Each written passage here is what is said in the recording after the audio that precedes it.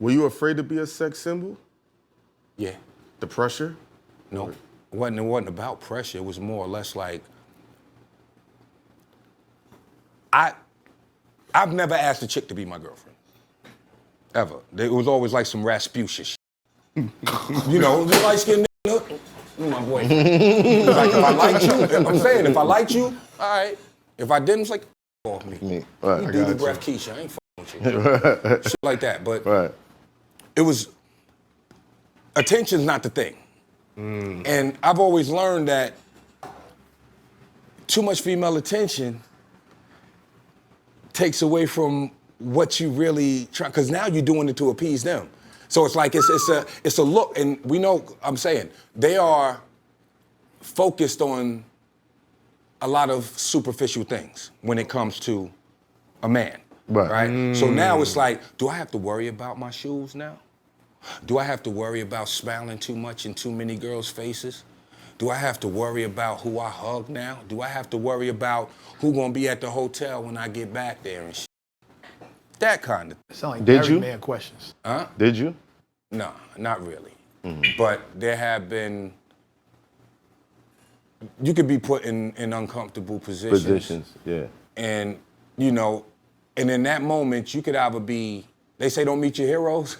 In that moment, you could either be the hero, or you can be, this nigga ain't what I thought he was, kind of shit. And you worry about that kind of thing, too. Even though this is just you being who you are, being genuinely you. I asked that question for a particular reason, but I'm gonna double back on it, because all of us had did an interview with Rock Wilder. And there's a reason I had asked you, the pressure was too much. It got to a moment, you know? Yeah, it got. We'll double back to that. Only time the pressure got too much for me was when I was popping E-pills. That was that was drugs and shit. What time period was that? Let me think. It was around the time when all that transitioning was happening, Roc-A-Fella, Murder Inc, and you know, yeah. So in that era right there, we were all getting fucked up. I don't know what everybody else was on. I could only tell you what the fuck I was on. And it was on E-pill, alcohol, and weed. And I mean, wake up with them, go to sleep with them, all kind of shit. Like all day, all day process. And it got to a point where I was like, I couldn't eat. I was very addicted to these shits, and it was like I couldn't. But why? Something to do. Was it a create? Oh, I'm going in the studio. I cannot write. You can't write on no E-pill. You can't sit in no studio on no E-pill. No. Yeah. Some other dudes. I mean, some dudes probably can. Me, I ain't gonna front. I wrote a couple battles on the E-pill. Damn. Impressive. Lord have mercy. I can't create on shit like that. So for me, I remember vividly, October 2000. I had a meeting with my crew, and I told them, I was like, New Year's, ain't none of us with that shit no more. When the New Year's coming, it's gonna be 01, I was getting married. And I stopped in October. It's like, that was it for me. Stopped taking them shits and stopped drinking. I haven't touched the drink since. Since the last time you was on my show. That nasty ass shit. Tiger Ball. You caught me with that. Man caught me with that shit, because niggas be telling you, no, it's like ginseng. That shit ain't nothing, no, it ain't. It's really Chinese, in that bottle. It's really Chinese wine. There ain't a bone in that pot. There ain't no tiger's bones in that bottle at all. Not even a pinch of tiger in that. Was that the era where you were turning down interviews? Because I remember trying to get at you and you I was turning down interviews. Yeah, you're right. Yep, around that time. I was definitely turning down interviews. I was bitter. Why? What? I couldn't see. I mean, I'm coming down off, months and months of E-pill usage and depression, and I have these anxieties, especially social anxieties at times and shit. That's what Rock said. And I didn't want to talk to anybody because I didn't want to be exposed. That's how I'm looking at it. Right. I didn't want to be exposed in that moment. Very vulnerable. There's a feeling that you get. That's real shit. When you like on the come down of them shits, where it's like, I don't want to talk to nobody. You don't even want to say hi to people. Because you might say tell hi them yourself? No, because you just feel like you're not yourself in that moment, or there's something wrong, or people are going to be able to see that there's something wrong with you. So you kind of like You're trying to avoid become shame? closed in. It's like somebody who's first time smoking weed, And then y'all go to a public place and they just think everybody and know they're they like, high. now you're super paranoid because it's your That's first real time getting high. Wouldn't know about that But either. more than that, it's the serotonin levels in your brain is drained. Yeah. Serotonin is like, it's like the happy part. Yeah. When that shit is drained, what you left with? You got to re-up then. No, you left with everything outside everything the habit. else. Doesn't Nah, I the get it. E-pill re-up you? Oh, if you would have got an interview, you would have got so much shit. I would have been My whole goal in interviewing you was seeing the transition happening over at Def Jam, seeing them trying to like usher out some of my favorite MCs, and I wanted to expose that. And I wouldn't have a wanted career right now. I wanted you to. I would not. I'm telling you, I would have been airing some shit out, and that was how I felt at that moment. But that was me dealing with my own insecurities at that point, because none of those dudes ever did nothing to me up at Def Jam. Nobody who worked there, staff, anything. They might not have included me in a lot of things. That counts. Yeah. I mean, but they didn't do that. Let me put it this way: it didn't hurt my feelings. But it did get me to a point where it was like, maybe I'm not doing enough. Maybe I need to do this. Maybe I need to do that. Now I'm questioning myself, and my self-esteem is leaving with every question.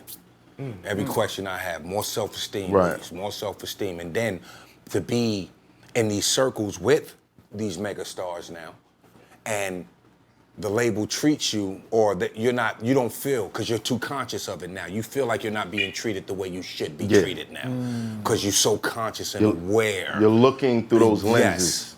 Yes. And you're actually looking for something to justify what you're thinking rather than seeing the good that's going on. And knowing that feeling, knowing this is going on, because it happened to me as a child, I became recluse. And it was more or less like, let me fix myself first. And I felt like a cocoon. This is what I'm gonna do. I'm gonna go into this cocoon, and when I come out, if I'm not in better shape than I was before, fuck it. I'm gonna be the worst motherfucker on this planet. Period. I'm just gonna let those nasty thoughts and everything take over me, and anybody get in my way going. And would that make you Melly Mel? No, I'm talking, look, B, man,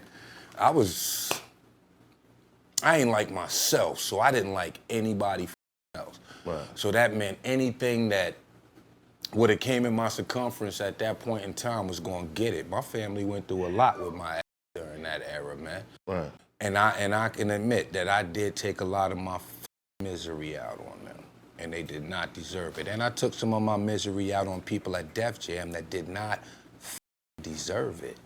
You know, I had an episode with Beyoncé, and this is me being miserable, okay? I had met them overseas with Jay. We were all over there. Well, I didn't meet them with Jay. Jay, Dame, all of us were over there. We were doing the MOBO Awards. That's like their Soul Train. Yeah. And the girls were there.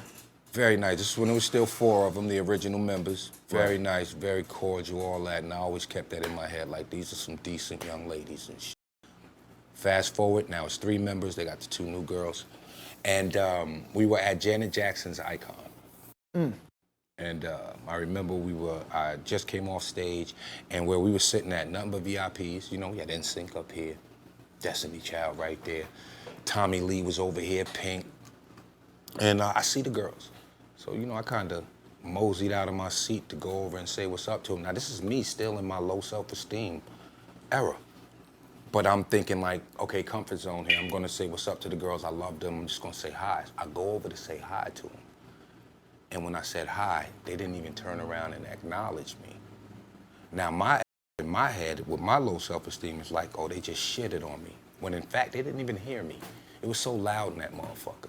And that's the excuse that I'm giving right now. They didn't even hear me. That's what. Afterwards, Roc-A-Fella, he was gonna do the Bootylicious song for him. He comes over.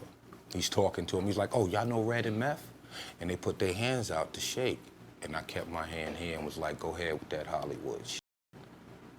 To this day, that shit hurt my heart because neither Kelly, Beyoncé, or Michelle ever did anything to me, you know? But me being so miserable, and in that moment, I felt like they wasn't treating me the way I should have been treated. Who am I to think that about these girls? They're here to promote themselves and break records and things of that nature. And it was not about me, it was about Janet Jackson. You know? And to this day, man, like, I don't think I've ever apologized for that. I apologize to Beyonce, I apologize to Kelly Rowland and Michelle. Y'all did not deserve that at all. I wonder if they remember that. Because, you know, they probably had them posters on their wall, too. You know that, right? Doubt it. You know, they probably had them posters, too. That's Houston. Settings. They got That's ripped Houston. down as soon as they got home. Bro, that's Swisher House. Not Swisher House. Jay Prince and them. You know what I mean? Come on. Houston had his Don't sleep. hip-hop movement. Man. Like New York I don't had their care what- own little shit. Can't sell. They were selling Source magazines out there. Thank you. Yeah. You was on some chicks' walls. You can't. Just letting you know. You can't sell a record Just you letting you sold know. and not be You out might there. not Like, be you gotta In stop their it. walls, But I'm you was telling you, on man, their yo, I walls. used to walk in like, God damn, this again. That's what's up.